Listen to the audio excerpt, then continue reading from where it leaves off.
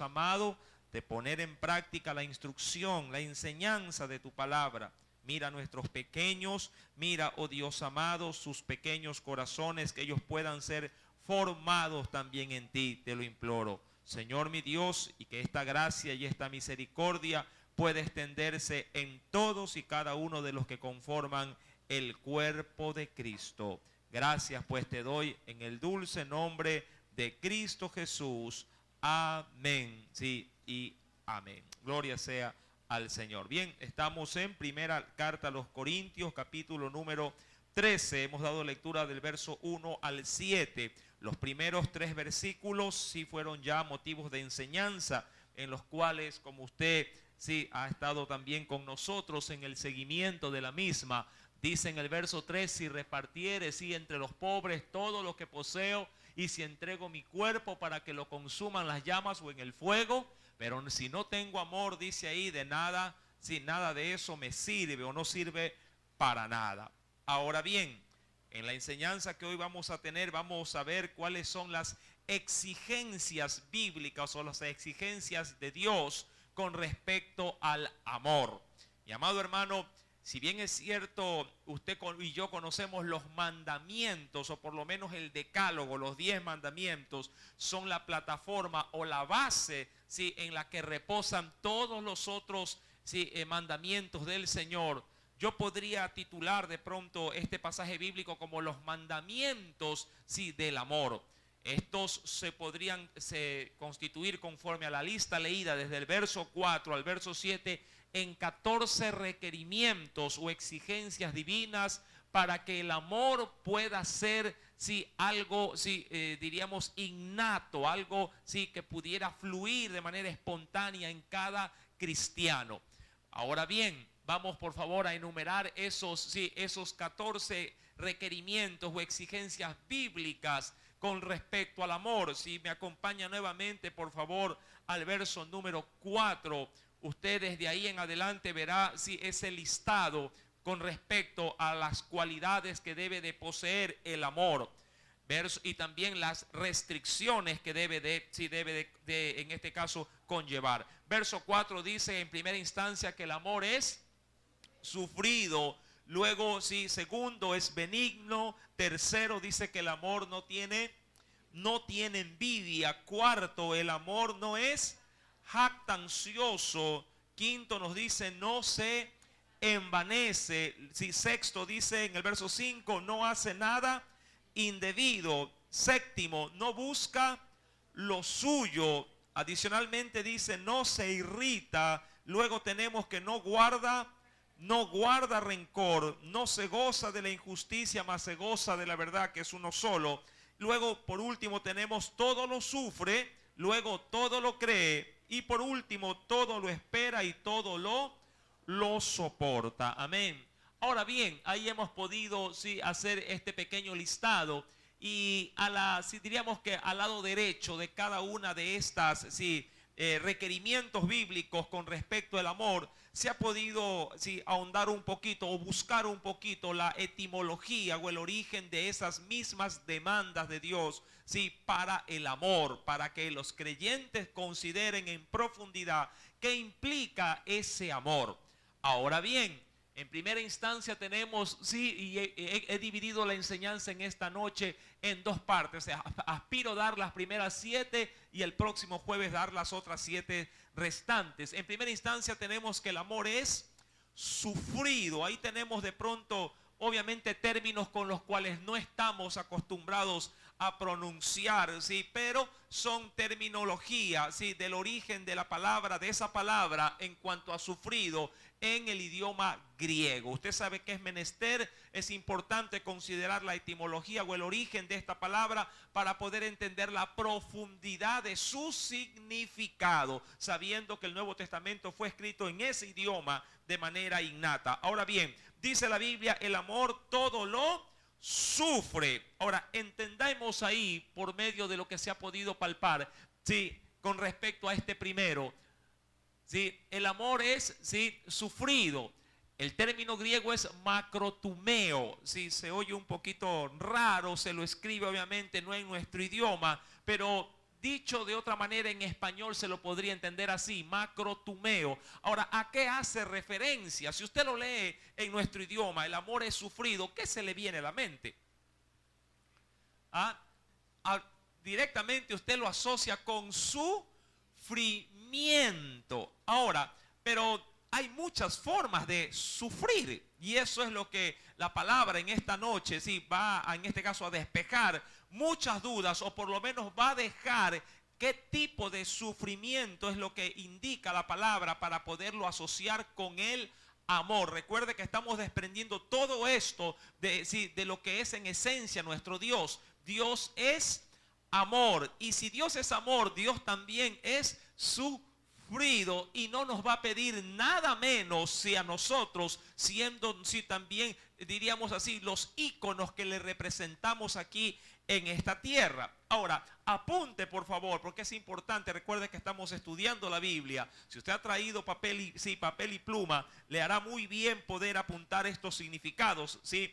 Ahora, con respecto a este término, macrotumeo, ¿qué significa o cuál es su representación, ¿sí? De manera general. Sí, esta palabra primeramente es una palabra compuesta, sí, es una palabra compuesta, es decir, que es una palabra que utiliza dos términos. El primero de ellos es macro, sí, o macros, que significa grande o largo, sí. En cuanto al primer, diríamos así, la primera palabra que conforma esta frase, sí, macrotumeo. Y la segunda es tumos, sí, macros, y la segunda es tumos, sí. Tumos significa enojo.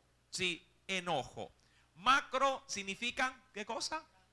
Grande o largo. Y si tumos significa enojo. Sí, ahora, para poder darle una mejor, en este caso, significado a esta palabra, sí, los comentaristas bíblicos mencionan que se lo podría entender, dicho de otra manera, sí, que significa tardarse en enojarse. Sí, tardarse en enojarse. De ahí la gráfica. Usted verá en esa gráfica una mujer que está sin control, reclamando obviamente cualquier cosa, y vea el varón, si lo ve prácticamente, ¿cómo lo ve usted ahí? Al mismo nivel que ella, o demostrando la misma actitud de ella. No, él se encuentra hasta cierto punto sereno, ¿verdad? O tranquilo. Mi querido hermano, sí, ahora entendiendo el término que hemos podido identificar, macrotumeo, que es que en la Biblia se nos demanda que el amor es sufrido, es decir, que el amor debe de ser tardo. ¿Para qué? Tardo para enojarse o irritarse. Una de las características de las cuales el Señor demanda a la iglesia es que usted y yo no podemos ser dominados por el enojo. Sí, si bien es cierto, hay muchas formas de detonar el enojo, de detonar el sufrimiento a consecuencia de un enojo. Dios, sí, en este caso, no nos da carta abierta para hacerlo. Porque siendo esta una cualidad del amor, porque es una virtud, que el amor se puede identificar como algo que no sea sufrido o tardo para enojarse. Mire que cambia enormemente entre lo que se lee y lo que se identifica ya con el término original, en este caso de su procedencia en el griego. Si cuando uno ve el amor es sufrido, automáticamente lo asocia con que si estoy de alguna manera enfermo o sufriendo, si me han abandonado y tengo mal de amores y estoy sufriendo, entonces encajo en el requerimiento bíblico. Y no es así. Si me da fiebre y estoy sufriendo, es que estoy lleno de amor. No, no es así. Mi amado hermano, esta terminología induce otra cosa totalmente diferente.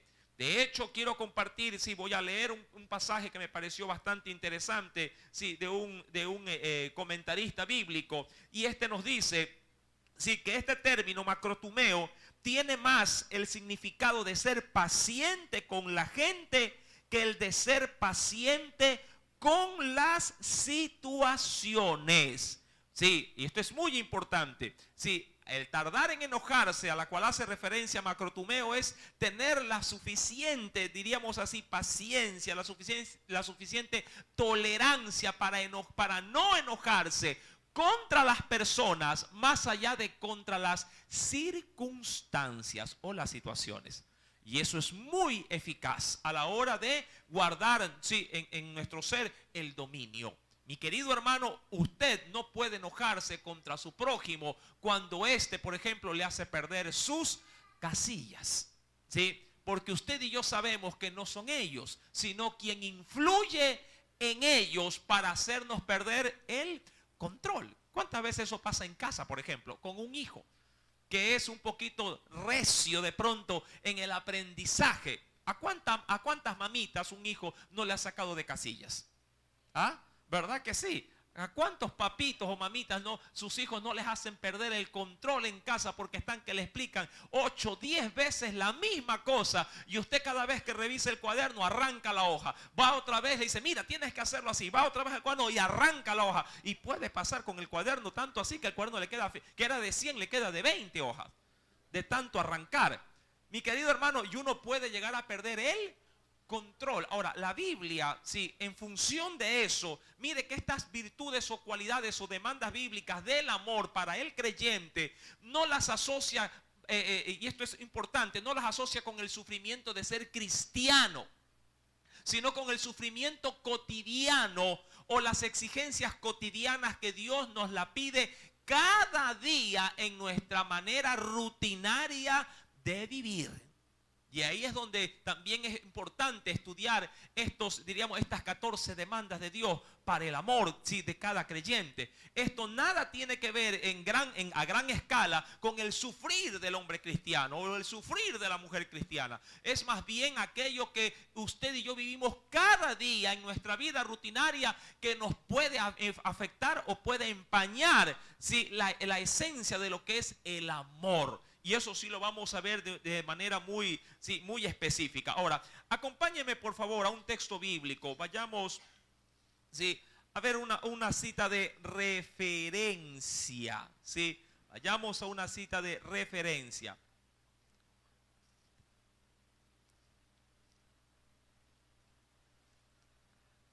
Acompáñenme por favor. Sí, vayamos a un texto, sí, a un texto bíblico. En el libro, sí, de los Salmos, por favor, sí, libro de los Salmos.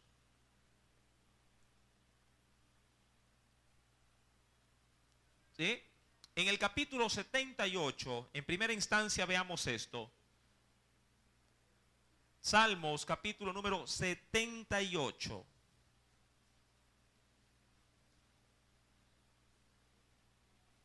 ¿Sí?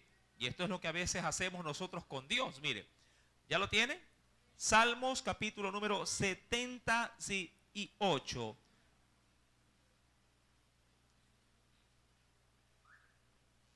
Versículo número 56. Hablando acerca de su pueblo, ¿qué nos dice el Señor? Salmos capítulo 78, versículo número 56. Nos dice el Señor ahí. Y eso le habla al pueblo, ¿ya lo tiene? Nos dice, pero ellos, hablando del pueblo de Israel, tentaron, y dice ahí, y ahí se utiliza este término, claro, pero descrito en el hebreo. Dice ahí, y enojaron, dice ahí, verso 56, y enojaron al Dios Altísimo. ¿Sí? ¿Y por qué lo hicieron? Porque no guardaron, dice aquí, sus testimonios. Ahora, yo quiero que usted compare, mi amado hermano, la acción en sí que hace el pueblo para con su Dios. Ahora, si usted lo ve bajo la óptica familiar, yo le pregunto, ¿a usted le agrada que sus hijos le hagan enojar y perder la paciencia en casa? Definitivamente usted dirá, no. Pero muchas veces nosotros, siendo hijos de nuestro Padre, de nuestro Dios, le hacemos enojar cada vez que no guardamos su palabra. Es decir, mi querido hermano, que si usted quisiera guardar el amor, ¿verdad?, en paz en su hogar, también debe de ponerse en los pies, en este caso, o en los pies de Dios, para entender que así como usted no desea ser irritado, usted también debe de guardar un testimonio ante Dios para no irritar o sacar de control ¿a quién? Al Señor. Ahora, yendo al Nuevo Testamento, acompáñeme por favor, vayamos al Nuevo Testamento. y veamos sí que nos dice también la carta sí a los Efesios, capítulo 4, verso número 26. Aquí hay un texto muy conocido, sí, Efesios capítulo número 4. Usted en algún momento lo debió haber también considerado. Efesios capítulo número 4, ¿ya lo tiene? Verso número 26. Nos dice el Señor: airaos, ¿sí? Y eso de airarse es de pronto, ¿sí? Enojarse, ¿sí? Pero hasta el punto de no perder, ¿qué cosa? El control, ¿sí? Dice la Biblia, versículo 26, airaos, pero no pequéis. Ahora, ¿cuándo se cae en pecado? Cuando uno se irrita. ¿Cuándo? Cuando uno pierde el control. Muchas veces pasa eso de pronto cuando reprendemos a nuestros hijos. Mucha gente dice, hermano, yo no sé, pero si a mí ya me sacan de casilla, si agarro el látigo y va donde le cae, ¿sí? Y después reacciono que hasta le partí la cabeza. ¿Sí? Cuando ya comienza a dominar, ¿sí?, el enojo en su vida, entonces se está cayendo en pecado. Mi querido hermano, recuerda cómo empieza el texto: airaos, pero no, ¿qué dice ahí? No pequéis. Es decir, que mi descontrol puede llegar a hacer que me vea ante Dios como alguien que incurre en un pecado, en una transgresión. Dice, pero no pequéis, no se ponga el sol sobre vuestro enojo. Usted conoce esa última expresión que significa: no te vayas a la cama sin antes ir haciendo las paces. Sí, dicho de otra manera, ¿sí? El Señor anhela y desea que sus hijos no pierdan el control. Ahora, eso en cuanto al amor, ¿sí?, fue visto bajo esta óptica de que el amor es sufrido, es decir, tarda en ¿qué cosa? En enojarse, ¿sí? Sí, el siguiente texto nos dice también que el amor es benigno. Sí, un bonito término, de hecho, se escucha agradable al oído. Bueno, hay muchos términos que podrían implicar el término benigno. En el griego se lo identifica como, bueno, un poquito difícil de pronunciarlo. Dice aquí, chresteumai, ¿sí? Chresteumai, ¿sí? Ahora, este término significa, apunte por favor, ¿sí?, o tiene una profundidad en cuanto a su concepto, ¿sí? Este término significa, mi querido hermano, bueno, gentil, benevolente, benigno obviamente, sí, pero tiene una característica: es grato, sí, a manera ya de conclusión, es grato cuando existe ingratitud. Sí, es grato cuando existe ingratitud. Cuando Dios demanda de que el amor que Él sí anhela encontrar en nosotros y nos dice que es benigno, es decir, que nuestra forma de ser es condescendiente para con quien nosotros no lo es. Allá empuja en todo caso esta segunda parte que dice, ¿verdad? Corintios capítulo número 13, versículo número 4. El amor es sufrido, pero también es benigno. Sí, ahora, ¿esto qué implica? Bueno, en la gráfica yo creo que sí lo vemos de manera muy clara. Sí, ¿qué está haciendo una ovejita en ese momento? ¿Le está dando qué cosa? ¿Una flor a quién? ¿Ah? A su archienemigo. Sí, al mayor candidato que se lo puede estar comiendo. Sí, cuando se habla de un amor benigno, se habla de un amor que sabe dar, sabe agradecer, sabe compartir aún con aquel que obviamente no lo puede llegar en este caso a corresponder. Se porta grato con un ingrato.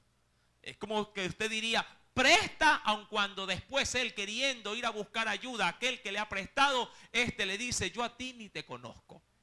¿Cómo usted se portaría con el tal? ¿O cómo usted se vería afectado en su corazón si queriendo, luego de haber hecho el bien, queriendo de alguna manera tener algún soporte, alguna ayuda, usted yendo en busca de esa persona le dice, yo a ti ni te conozco, ¿sí? O a su vez, sí, tengo pero no te quiero dar.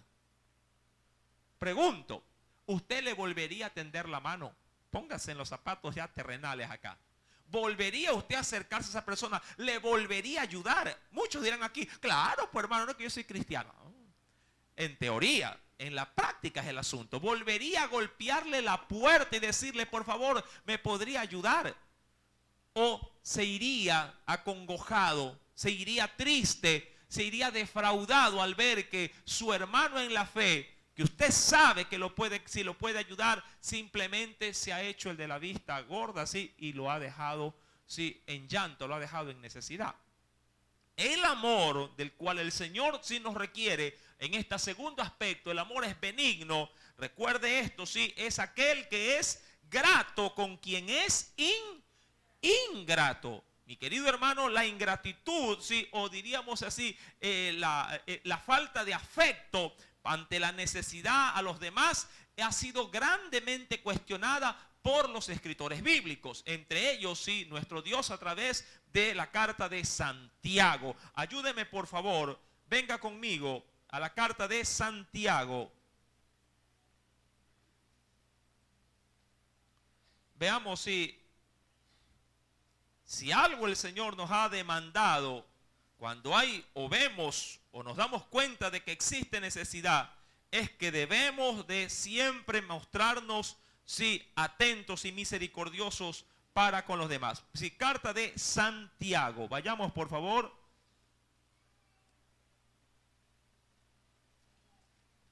¿Ya lo tiene?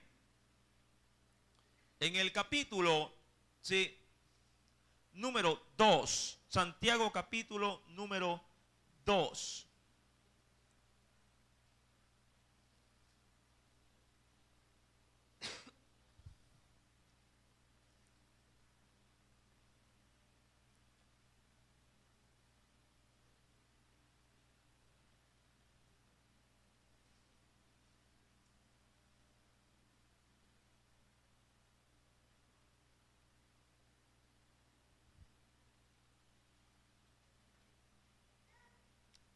En el versículo, sí, Santiago capítulo número 2, perdón, versículo número, déjeme ver si estoy bien con el verso acá.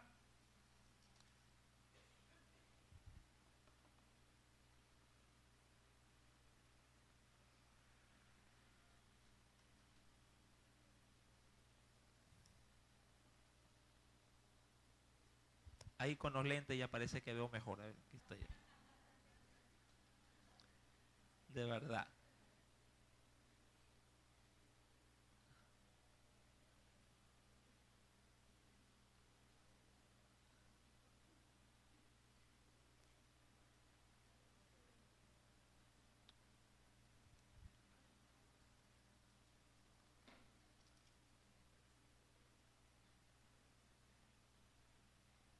Uy, bueno. Veamos otra cita bíblica, porque creo que la tengo traspapelada acá, pero espero encontrarla. Estaba en Santiago, a ver, déjeme ubicarla. A ver, por ahí.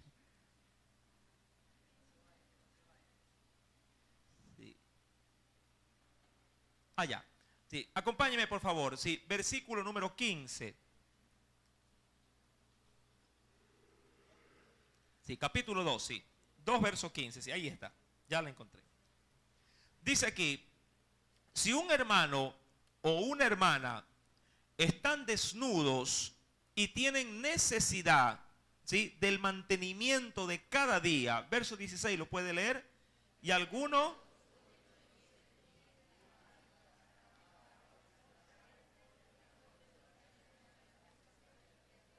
ajá, así también, ¿sí?, la fe, si no tiene obras, dice aquí, muerta en sí mismo. Si quiero rescatar este versículo, no tanto en el asunto de la fe, sino en el asunto en sí mismo del poder tender, en este caso, a un necesitado, la ayuda que usted y yo debemos de, sí, corresponder cuando se requiere.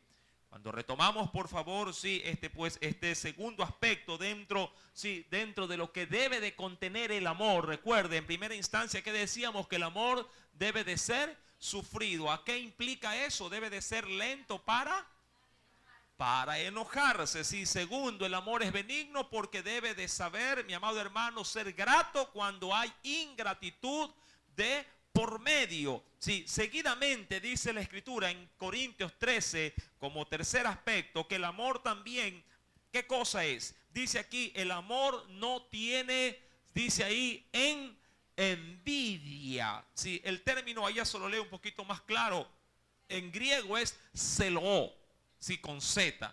Sí, dicho en español es celo. Sí, dicho de otra manera, ¿no? Celo. El amor, cuando se habla de que no tiene envidia, es que no tiene celo. Ahora, o entendemos por celo todo aquello, mi querido hermano, que pudiera incomodar, sí, en el corazón del hombre a consecuencia de los beneficios, sí, de los demás. Sí, diríamos que si se lo quiere entender ya en la práctica, se lo podría ver así el celo. Sí, hay alguien que podría, sí, a consecuencia, sí, del levantamiento o diríamos de la prosperidad de su hermano, sentir dolor porque su hermano o su amigo o aquel conocido prospera y usted no. También viene lo opuesto. También uno puede sentir algo grato cuando ve a su prójimo que está sufriendo. Sí, que vendrían a ser los extremos de lo que, sí, de lo que implica este término. Apunte por favor, sí, el significado ya, sí, de manera un poquito más concreta con respecto, sí, a que el amor, sí, no puede ser, sí, sí, o no puede tener envidia. Sí, celo es el sustantivo, sí, así se lo identifica, es el sustantivo correspondiente, sí, al celo, sí, ya escrito con C, ¿no? Ahí está con Z por el término griego. Ahora bien, ¿qué implica este asunto? Es el celo, sí, fervor o pasión que se puede llegar a tener, sí, vuelvo y repito, es el celo, fervor o pasión que se puede tener en contra, sí, de alguien, en contra de alguien. Mi amor en Cristo no puede tener, la Biblia dice de esa manera, no puede tener envidia o celo de los demás, sea en la parte positiva o en la parte negativa de mi prójimo. Positiva cuando éste prospera, negativa cuando éste ha caído en desgracia. Muchos, mi querido hermano, sí, que no conocen del Señor, sienten, sí, por su prójimo cuando éste prospera, celo. Usted ha podido ver en las partes de atrás de los vehículos que ponen ciertas etiquetas, sí, con respecto, sí, al celo. Dice, sí, cada vez que me ves, sufres o sufres cuando me ves. O sea, lo ponen de mil y un formas, ¿verdad? Mi amado hermano, muchas veces esto es simplemente, diríamos, algo perjudicial en la vida del hombre, que usted lo puede ver de manera muy común en su prójimo. Ahora, ¿qué nos dice la Biblia? Vamos a entrar a ver un poquito más con respecto a esto. ¿Qué nos dice la Biblia con respecto a esto de no tener envidia o no tener celos? Acompáñenme en primera instancia a Santiago 3, verso 14 al 16. ¿Por qué es tan perjudicial tener un celo dañino? Es bueno tener celo, pero en las cosas de Dios. Acompáñeme a Santiago, capítulo número 3, verso número 14. El celo trae algo muy perjudicial. ¿Qué cosa es? Verso 14. Pero si tenéis celos, ¿sí? Dice aquí, ¿y cómo lo tilda ahí o qué calificativo le da? Celos amargos, porque lo que hace el celo es amargar o traer amargura a tu corazón, a tu vida. Dice aquí, pero si tenéis celos amargos y por ende, dice aquí, y contención o obstáculo en vuestro corazón, dice ahí, no os jactéis ni mintáis contra la verdad. Y eso hablando de la verdad del evangelio, la palabra. Porque esta sabiduría no es la que desciende de lo alto, sino terrenal, animal y diabólica. Porque donde hay celos y contención, allí hay perturbación y toda obra perversa. Mi amado hermano, el celo, sí, dañino o perjudicial de la cual la palabra nos habla, contamina la vida de un cristiano. Recuerda, este amor que Dios demanda, que debemos de tener, no puede bajo ninguna circunstancia ir etiquetado, sí, con algo contra mi prójimo, sea que él prospere, sea que él esté pasando por una necesidad. Mi querido hermano, cuando tú ves a tu hermano de pronto que está siendo usado por Dios, que de pronto tiene él aspiraciones espirituales y ves que las está concretando, no te crujas los dientes ni te muerdes, ¿sí? O te quieras arrancar las orejas cuando lo veas que está él en el altar y tú todavía no lo has podido estar. Más bien, gózate cuando tu hermano está siendo usado. Cuando alguien predica la palabra y gana un alma y viene a dar testimonio, no digas, ahí está el fanfarrón, viene a sacar pica de que él gana almas. No, no, alégrate porque un alma se ha salvado y Dios está usando a un hermano en la fe. Amén.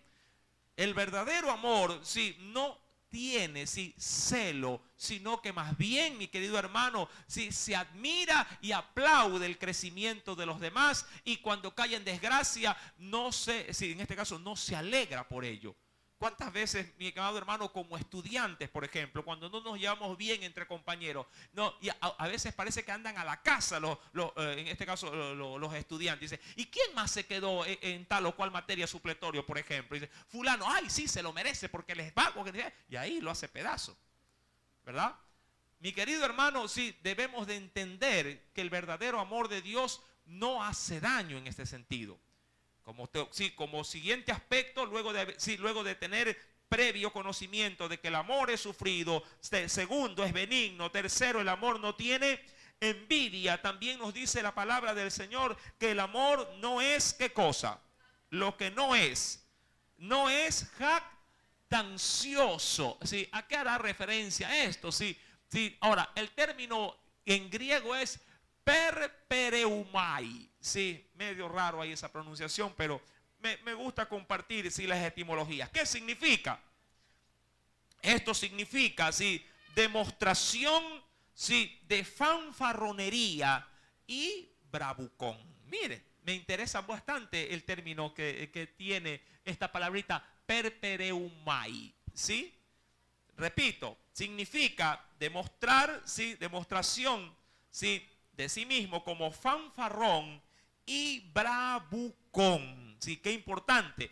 Este tipo de, diríamos así, de desventaja en una persona, siempre es la persona que trata de elogiarse a sí mismo diciendo, yo lo hice, yo tengo, yo soy. Es decir, todo suele generar en torno a él mismo. Algo muy parecido a la egolatría. Cuando hablamos de que el amor no es jactancioso, el amor de alguna manera no está por encima de los demás. Mi amado hermano, todos podemos ser usados por Dios de la misma manera o más que otros, pero la Biblia nos dice o nos enseña que no podemos tener un alto concepto de nosotros mismos. Cuando hablamos, pues, de que el amor no es jactancioso, recuerde esto, que el amor, no implica bajo ninguna circunstancia ser alguien fanfarrón o bravucón, así lo definen. La palabra más usada por este tipo de personas es el yo, y es usada frecuentemente para poder realzar, lo que ellos logran adquirir o hacer, aún en el Señor.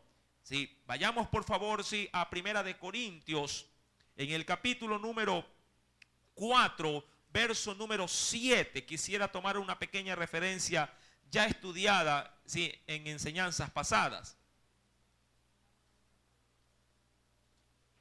Este tipo de amor que conlleva o le da lugar a la jactancia, siempre está buscando aplauso y reconocimiento. Y mira lo que nos dice Corintios 4, verso número 7. Pablo, haciendo alusión justamente a esto, dice, porque ¿quién te distingue? Es decir, ¿quién te da honra o te alza? ¿Quién te distingue? ¿O qué tienes que no hayas recibido o no hayas podido obtener o adquirir?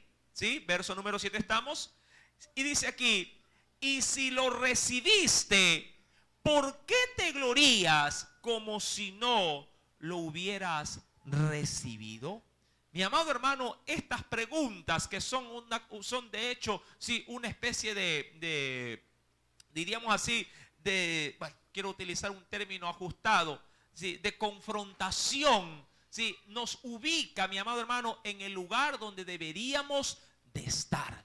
Usted y yo, todo lo que hacemos en el Señor no es primeramente para que la gente me dé un reconocimiento o me dé un aplauso o una palmadita en la espalda y que me digan, ay hermano, qué bien que lo está haciendo, siga así, que se lo ve, sí, se lo ve grande en Dios. O sea, esta situación, mi amado hermano, puede traer un desmerecimiento al verdadero amor que yo debo de tener para con los demás. Porque pudiera estar cultivándose en ese corazón una falsa, diríamos, personalidad o un falso concepto de uno mismo y pudiera llegar a creer de que él está por encima de cualquier otro. Mi amado hermano, en Dios, como bien lo dijo el apóstol Pablo, no hay esclavo, ¿sí?, ni libre. No hay, sí, mujer ni hombre, todos somos iguales. Y por ende, todos ante los ojos de Dios tenemos, sí, el mismo valor. Eso es lo que quiero, sí, rescatar en este asunto. Todos tenemos y poseemos el mismo valor. ¿Se recuerda usted acerca del estudio de las partes del cuerpo de Cristo? ¿Verdad? No importa si alguien es mano o alguien es de pronto una uña en esa mano. Todos nos necesitamos porque todos pertenecemos al cuerpo de Cristo. Cuando retomamos, pues, mis queridos hermanos, sí, el capítulo número 13 de la carta a los Corintios, nos sigue diciendo con respecto al amor, sí, recuerde, el amor es sufrido, es benigno, el amor no tiene envidia, el amor no es jactancioso. Luego nos dice con respecto a esto, está muy ligado, el amor no se envanece. ¿Sí? Algo parecido a lo anterior, pero tiene sus diferencias. ¿Sí? El término dentro del envanecimiento es fusio. ¿Sí? Veamos su significado. Este es diríamos, una palabra muy profunda en su concepto. Fusio, ¿sí?, en el griego. ¿Sí? El término envanecerse viene del verbo fusio, que literalmente significa inflarse, y me interesa mucho esto, y también significa hincharse. Inflarse o hincharse. Ahora, mi amado hermano, si esto lo queremos filtrar bajo la óptica del amor, ¿a dónde usted cree que está apuntando el texto bíblico? Separándolo, sí, en este caso, sí, del anterior. La jactancia se parecen, pero no son iguales. Mi querido hermano, sí, si ha traído papel y pluma, apunte, sí, por favor. Sí, primeramente, sí, esta referencia que me pareció bastante importante. Dice aquí, el término, sí, hablando de, déjeme cambiar la diapositiva, de fusio, el término fusio significa literalmente inflarse o hincharse. En el Nuevo Testamento se usa 7 veces, ¿sí? 7 veces en todo el Nuevo Testamento, y 6 dice aquí, de las cuales vienen en la epístola, estrictamente en la epístola de Corintios, sí, como referencia, viene, sí, o lo encontrará 6 veces en la epístola de Corintios. En todos los casos se usa metafóricamente con el significado también de lo que se conoce como orgullo o orgulloso. ¿Sí? El orgullo, mi amado hermano, el amor en el creyente no puede contener orgullo. Si bien es cierto, usted escucha por todos lados de que hay que tener orgullo propio. ¿Cuántos han escuchado esta expresión? Sí, hermano, tengo un poquito de orgullo propio. Es decir, quiérete, pero quiérete a ti mismo. ¿Sí? ¿Cómo vas a creer que tú, el ofendido, vas a ir a pedir perdón, por ejemplo? ¿Cuántas veces nos escondemos tras esta mascarilla? Sí, no, hermano, él me ofendió, él tiene que venir a mí. ¿Sí? Mi querido hermano, el orgullo, que tiene mucho que ver con lo que es que el amor no se envanece, no se fusio, no se infla, no pretende ser él más para que otros le rindan pleitesía o le rindan honor, o en este caso que sean los otros los que busquen, porque él no puede rebajarse, él no puede minimizarse. Simplemente porque tiene como concepto de que como él no cometió el agravio, entonces sí, de ninguna manera Él va a dar el paso, en este caso de humillación. Mi amado hermano, usted tiene que verse como lo que es en Cristo. Un siervo. Usted se recuerda en la parábola del Señor cuando mencionó acerca del hombre que venía del campo trabajando y llega a casa y el patrón suyo, sí, decía Jesús, no le dice ven y siéntate porque vienes cansado de la agricultura o del trabajo, sino que llegado a la casa el siervo le dijo, ahora atiéndeme y sirve, y después de que hayas hecho todo, sí, ahí puedes comer. Prácticamente, sí. No es que hay diríamos así, tras el trabajo, tras el esfuerzo, sí, un reconocimiento, algún tipo de incentivo, sino al contrario. Hay más, diríamos así, más peso, hay mayor demanda, y al final de todo uno tiene un concepto en ese pasaje, dice el Señor, y al final sí, tendráis que decir, siervos inútiles, sí somos, porque lo que debimos haber hecho, eso hicimos, y punto. Mi amado hermano, en la obra del Señor, el orgullo por lo general suele, sí, destruir ministerios, por ejemplo. Ministerios. Gente que ha escalado en el Señor, que empezó de pronto como, obviamente, aquí se lo suele hacer con bastante frecuencia, que empezó barriendo, sí, una iglesia, que empezó entregando un tratadito y que de a poco va subiendo en el sentido del servicio, va haciendo cosas importantes. Sí, bueno, como ustedes saben, en nuestros medios cristianos van pasando de pronto de cristiano común y corriente de banca, pasa de pronto a ser un discípulo, pasa a ser un diácono, pasa a ser un pastor, un obispo, ahora como hay hasta apóstoles, le dan toda la jerarquía. Pero si a ellos usted le dice, por favor, apóstol, ¿podría ayudarme a barrer el portal de afuera? ¿Usted cree que van a coger la escoba?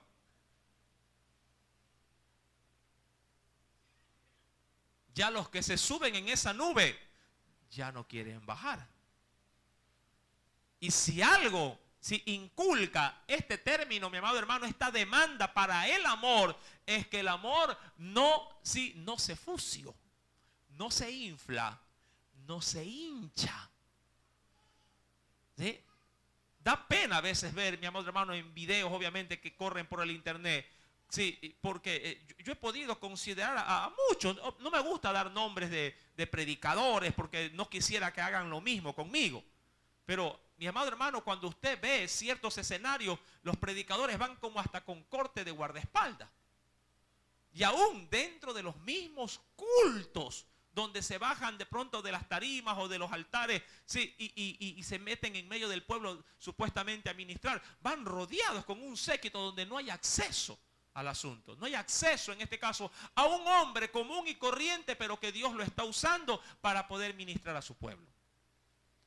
El amor, mi querido hermano, recuerde esto es muy importante. El amor, de acuerdo al capítulo número 13 de Corintios, porque ahí estamos concentrándonos. Sí, no, dice aquí, no se envanece, no puede tener orgullo. No que ante Dios nos sintamos orgullosos, pero amado hermano, frente a los demás, nuestro orgullo, yo decía ayer en una consejería, cuando el Señor nos llama, cuando se oiga un poquito feo, pero nos llama muchas veces a hacer alfombra en medio, sí, de este pueblo.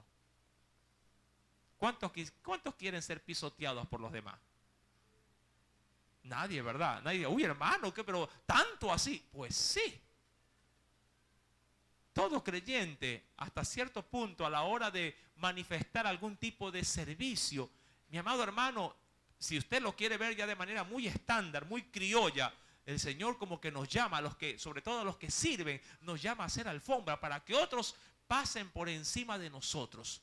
Y nosotros, sí, gustosos, con una sonrisa, sí, obviamente sin hipocresía, diciéndole, pase las veces que sea necesaria, porque estoy aquí para que usted no se ensucie los pies.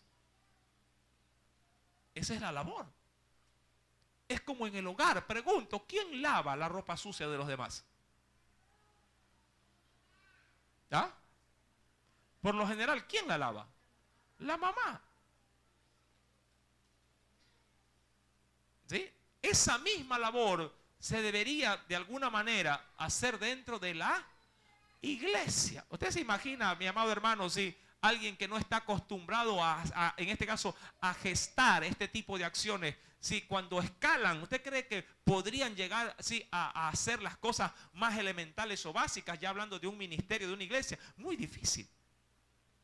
Pero en Dios debemos de ser, como solemos decir, todoterreno. No importa si es el pastor, no importa si es el diácono, si es el ministro de alabanza, si queriendo utilizar de pronto términos o jerarquía, cuando nos toca remangarnos la camisa, la remangamos, pues, y al polvo y a los trapeadores, sí, nos volvemos.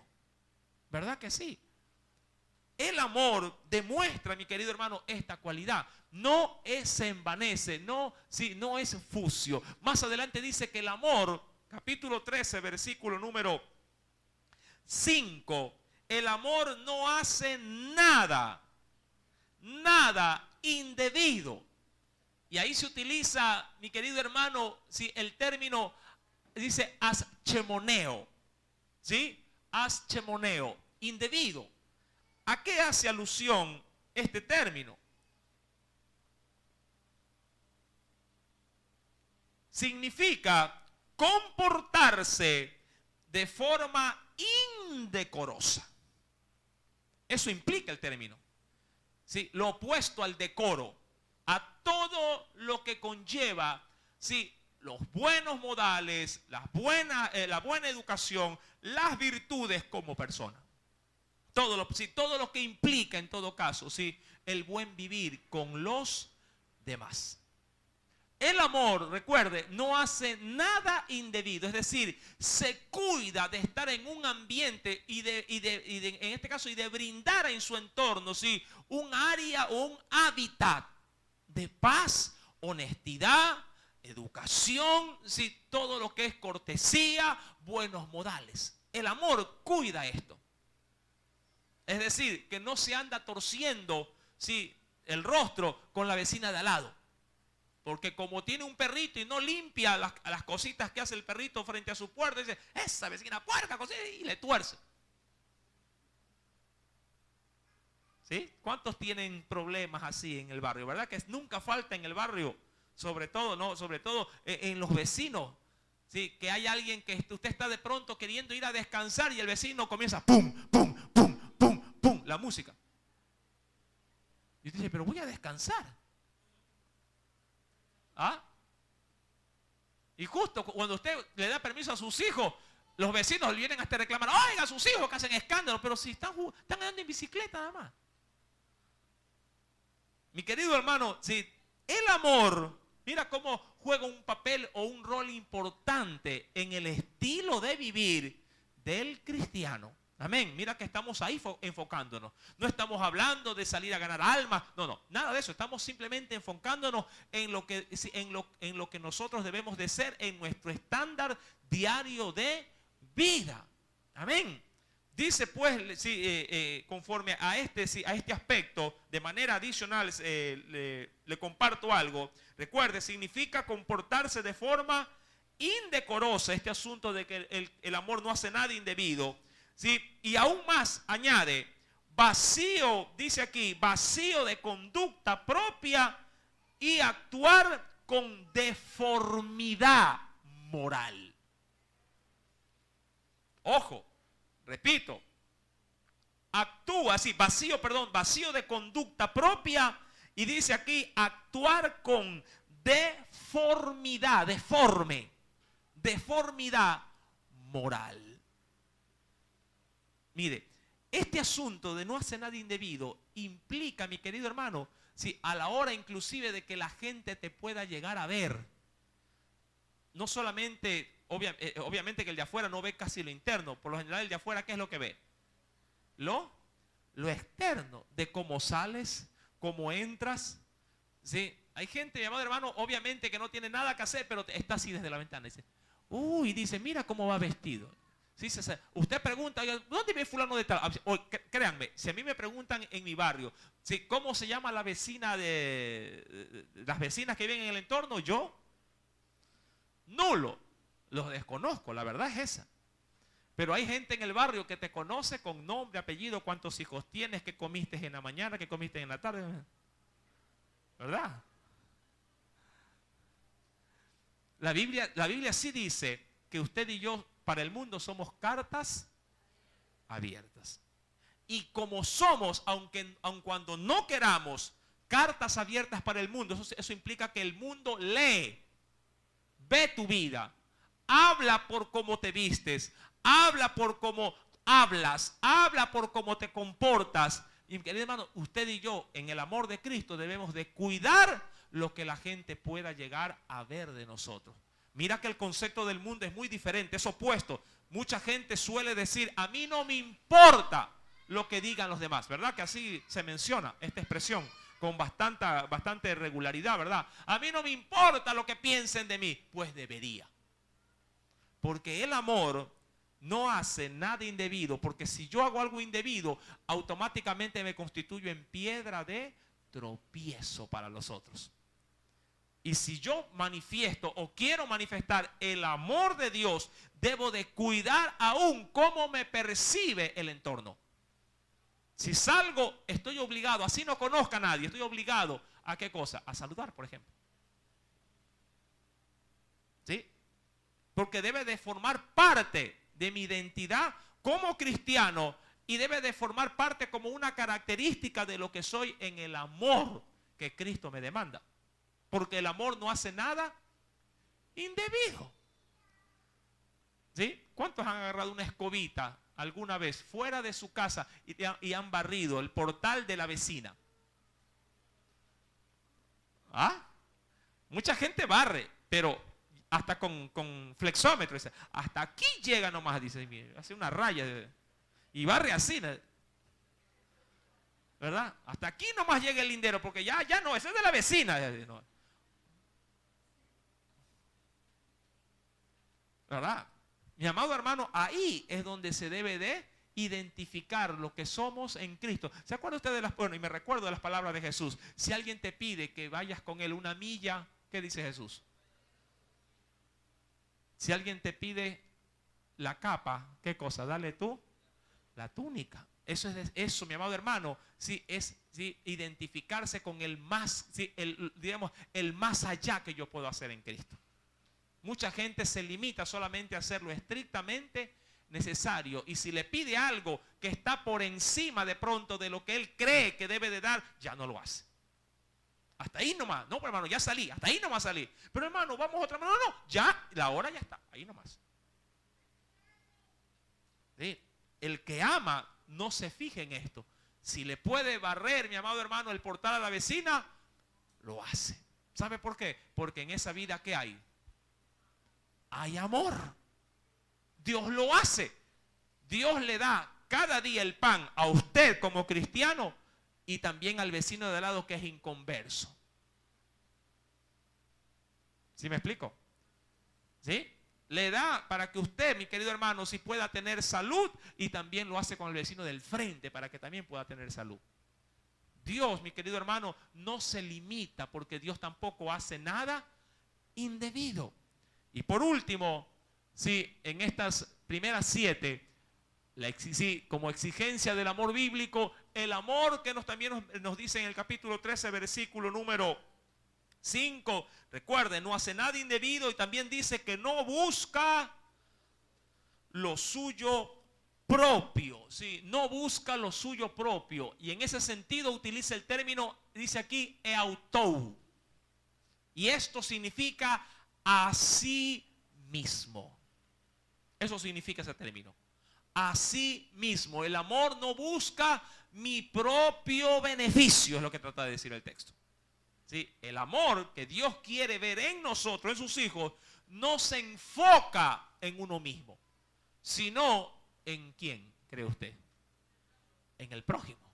¿Sí? No se enfoca en uno mismo, sino en el prójimo. Mi querido hermano, sí, acompáñeme por favor a un texto de referencia. Recuerde, no se enfoca en lo suyo, sino en lo de los demás. En Romanos capítulo 15, con esto termino, verso 13. Perdón, 1 al 3, perdón. Verso 1 al 3. Romanos capítulo 15, verso 1 al 3. Me concentro en el verso 2, Sí, pero leo desde el verso 1 para tener la referencia del contexto. Romanos 15, verso 1 al 3. ¿Ya lo tiene? Así que los que somos fuertes, hablando de maduros en el Señor, debemos soportar las flaquezas de los débiles y no agradarnos. ¿A quiénes dice? A nosotros mismos. Verso 2. Cada uno de nosotros agrade. ¿A quién dice la Biblia que debo de agradar? Agrade a su prójimo. ¿Pero en qué debo de agradarle? Aquí viene el asunto. En lo que es bueno para edificación. Porque ni aun Cristo se agradó a sí mismo. Antes bien, como está escrito, los vituperios o los insultos, ¿sí?, de los que le vituperaban cayeron sobre mí. ¿Y cómo actuó Jesús frente a esos vituperios? Cuando lo querían despeñar, cuando lo querían matar, cuando diríamos así, lo injuriaban, sí, Jesús por lo general siempre guardaba silencio y, ¿verdad?, y daba beneficio, por cierto. Hacía milagros, sí, daba en este caso el soporte a los más necesitados. Pagaban con mal, pero él pagaba con bien. Mi querido hermano, qué importante es considerarlo, sobre todo lo que dice el versículo número 2. Cada uno de nosotros agrade a quién, a su prójimo, pero ¿en qué? En lo que es bueno. El amor no busca mi beneficio, sino el beneficio de los demás, siempre y cuando ese beneficio no ponga en riesgo, ¿qué cosa? ¿Sí? Las demandas de la palabra. Sí, yo puedo agradar, ¿sí?, a mi prójimo, de pronto haciendo una especie de obra social. Sí, mi querido hermano, alguien puede venir, de pronto, no sea malito vecino, estamos haciendo algún tipo de recaudación de ropa. Sí, podría usted colaborar, mire que tal fulano ha caído en desgracia, se le quemó la casa, lo ha perdido todo. ¿Qué hace el creyente? No, yo soy cristiano, hijo del diablo. Si se le quemó es porque está en pecado. Sí, que el diablo se los va a llevar. No. ¿Qué hace el creyente? No, esto de aquí es para el domingo en la iglesia. No, ustedes no. No, mi amado hermano, si fuese posible, quítese lo que tiene y délo. Amén. Porque es necesario demostrar, estamos hablando de qué? Del amor de Dios. Sí, y ese amor me hace que yo me desprenda de lo mío para que el otro tenga abrigo, tenga que comer. Amén. Hasta ahí, mi querido hermano, estos primeros 7 aspectos, sí, de lo que es el amor. Y Dios mediante el próximo día, sí, jueves, estaremos analizando los últimos 7. Amén. Que sería: no busca lo suyo propio, no se irrita, no guarda rencor, no es injusto y obviamente se goza de la verdad, todo lo sufre, todo lo cree, todo lo espera, todo lo soporta. Amén. Si el Señor habló a tu vida con estos primeros 7, sí, aspectos del amor, bien puedes darle una fuerte ofrenda de aplauso al Señor. Aleluya. Oremos. Padre, en el nombre de Jesús, gracias, oh Dios, porque nos permites cada día aprender un poco más de tu palabra. Obviamente no